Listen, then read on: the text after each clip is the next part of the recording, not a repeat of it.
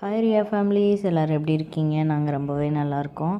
நேற்று பார்த்திங்கன்னா ஹஸ்பண்ட் வந்து ஒர்க்குக்கு போல் லீவ் போட்டாங்க. கார் வந்து பேக் வீல் வந்து பஞ்சர் ஆயிடுச்சு. ஸோ பஞ்சர் ஒட்டிட்டு அப்படியே அலைன்மெண்ட் பார்த்துட்டு ஃப்ரீயாக தானே இருக்கும், கார்லாம் அப்படியே வாட்டர் வாஷ் பண்ணி எடுத்துகிட்டு வந்துடலான்னு சொல்லிட்டு கூட்டிகிட்டு போனாங்க. 1 ஹவர் ஆயிடுச்சு. 9 o'clock போனோம். 10:30 சம்திங் ஆயிடுச்சு. டயரில் பார்த்திங்கன்னா 6 பஞ்சர் ஆகிருக்கு. இதுக்கப்புறமும் இதை ஒட்டணுமா அப்படிங்கிற மாதிரி ஃபீல் பண்ணிவிட்டு அவர் என்ன பண்ணிட்டாரு, நம்ம வந்துட்டு புது டயரே வாங்கிக்கலாம் அப்படின்னு சொல்லிட்டாங்க. பஞ்சர் ஆகிற அளவுக்கு நான் இங்கேயே எடுத்துகிட்டு சுற்றவே இல்லையே, எப்படி பஞ்சர் ஆகிருக்கோம் அப்படின்னு அதை பற்றியே யோசிச்சுட்டு இருந்தாங்க. முடிஞ்சு போனதை பற்றி யோசிக்காதீங்க, விட்டுருங்க அப்படின்னு சொல்லிட்டேன்.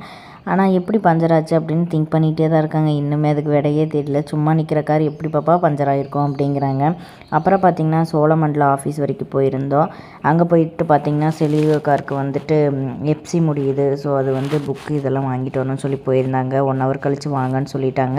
அப்புறம் வந்துட்டு எனக்கு வந்து ஃப்ரூட் ஜூஸ் வேணும்னு கேட்டதுனால ஃப்ரூட் ஜூஸ் வாங்கி கொடுத்தாங்க. அதையும் குடிச்சிட்டு தம்பியை பிக் பண்ண ஸ்கூலுக்கு கிளம்பிட்டோம். நம்ம செலிரியோ கார் பார்த்திங்கன்னா லீஸுக்கு இல்லை, டியூ கண்டினியூக்கு வந்து கொடுத்துட்டோம்.